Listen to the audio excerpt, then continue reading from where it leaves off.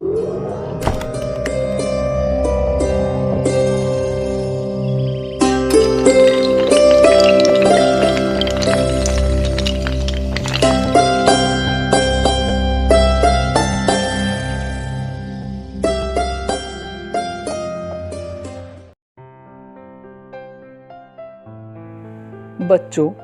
यदि आज के समय में भी यह प्रश्न किया जाए कि सर्वश्रेष्ठ धनुर्धारी कौन था, तो निश्चित रूप से मस्तिष्क में केवल एक ही नाम उभरता है, सर्वश्रेष्ठ धनुर्धारी अर्जुन।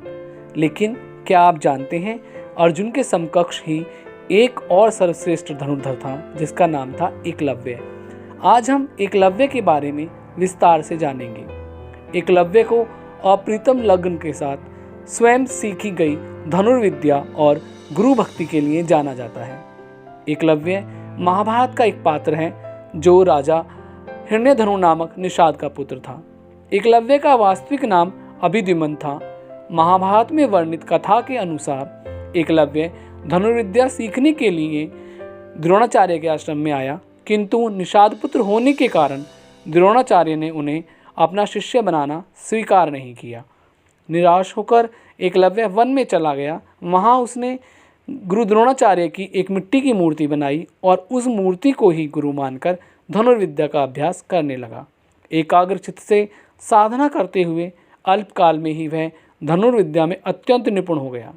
एक दिन कौरव और पांडव राजकुमार गुरु द्रोण के साथ आखेट के लिए उसी वन में गए जहाँ एकलव्य आश्रम बनाकर धनुर्विद्या का अभ्यास कर रहा था। राजकुमार का कुत्ता भटककर एकलव्य के आश्रम में जा पहुंचा। एकलव्य को देखकर वह भौंकने लगा। कुत्ते के भौंकने से एकलव्य की साधना में बाधा पड़ रही थी, अतः उसने अपने बाणों से कुत्ते का मुंह इस प्रकार बंद कर दिया कि कुत्ते को किसी भी प्रकार की कोई हानि नहीं हुई और मुंह में बाण भर जाने से वह भौंक ना सका। कुत्ते के लौटने पर कौरव, पांडव और स्वयं गुरु द्रोणाचार्य ने यह धनुष कौशल देखा तो आश्चर्यचकित रह गए और बाण चलाने वाले की खोज करते हुए वे एकलव्य के पास पहुँचे। उन्हें यह जानकर और भी अधिक आश्चर्य हुआ कि गुरु द्रोणाचार्य को मानस गुरु मानकर एकलव्य ने स्वयं ही अभ्यास से यह विद्या प्राप्त की है। अपनी प्रतिमा को देख आचार्य द्रोण ने कहा कि अगर तुम मुझे अपना गुरु मानते हो तो मुझे गुरु दक्षिणा दो। उस समय में शिक्षा प्राप्त करने के बाद शिष्य को गुरु दक्षिणा देनी होती थी, अतः गुरु दक्षिणा में गुरु द्रोणाचार्य ने एकलव्य के दाहिने हाथ के अंगूठे की मांग की, जिससे कहीं एकलव्य सर्वश्रेष्ठ धनुर्धर ना बन जाए, क्योंकि वे अर्जुन को विश्व का महान धनुर्धर बनाने का वचन दे चुके थे। कहीं उनका वचन झूठा ना हो जाए, इस डर से उन्होंने एकलव्य के दाहिने हाथ का अंगूठा मांग लिया। कथा के अनुसार एकलव्य ने बिना हिचकिचाहट गुरु दक्षिणा के रूप में अपना अंगूठा काटकर द्रोणाचार्य को दे दिया। इसका एक सांकेतिक अर्थ यह भी हो सकता है कि एकलव्य को अति मेधावी जानकर द्रोणाचार्य ने उसे बिना अंगूठे के ही धनुष चलाने की विशेष विद्या का ज्ञान दिया हो।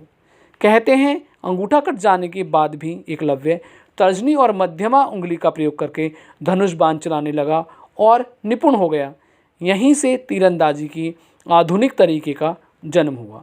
निसंदेह यह बेहतर तरीका है और आजकल तीरंदाजी इसी तरह से होती है। वर्तमान समय में कोई भी व्यक्ति उस तरह से तीरंदाजी नहीं करता जैसे कि प्राचीन समय में की जाती थी।